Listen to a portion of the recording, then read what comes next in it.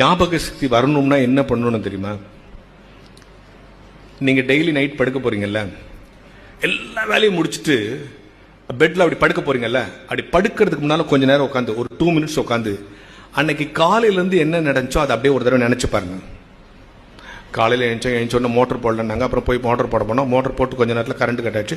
அப்புறம் வந்து பல்லு வலிக்கணும், அதுக்குள்ள ஸ்கூல் லேட் ஆச்சு, அதுக்குள்ள மழை பெஞ்சிச்சு, உனக்கு கொடை இருந்தோம் அப்படின்னு காலையில் ஆஃபீஸ் போனால் அங்கே கொஞ்சம் லேட் ஆச்சு, அங்கே திட்டாங்க. மத்தியானம் லஞ்சில் கொஞ்சம் உப்பு ஜாஸ்தி ஆச்சு. இப்படி இது எல்லாத்தையும் யோசிச்சுட்டு படுங்க. இந்த மாதிரி 3 மாசம் செஞ்சால் மூளை ட்ரெயின் ஆகிடுன்னு சொல்கிறான். மூளையை ட்ரெயின் பண்ண கற்றுக்கிறது தான் மிகப்பெரிய கலை. அப்படி ட்ரெயின் பண்ணுறதுக்கான டிப்ஸை கொடுக்கறது தான் புத்தகம்.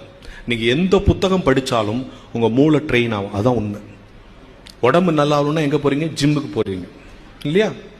மனசும் மூளையும் நல்லா ஆகும்னா புத்தக வாசிப்பு தான் ஒரு மனிதனை உயர்த்தும். எல்லாம் யோசித்து பாருங்க, இந்த உலகத்தில் எவ்வளோ விஷயங்கள் நடக்குது. எல்லா டெய்லி ஒரு புத்தகம் எடுத்தா அந்த புத்தகத்தில் எனக்கு தெரியாதது இருக்காதுன்னு நீங்க நினைக்காது. ஏதாவது ஒரு விஷயம் உண்மையிலேயே நம்ம மனக்குள்ள இருக்கும். எதுல இருந்து கத்துக்கலாம், எதுகிட்ட இருந்து கத்துக்கலாம். அதான் ஒரு விஷயம். இன்வால்வ்மெண்ட் தான் முக்கியம்.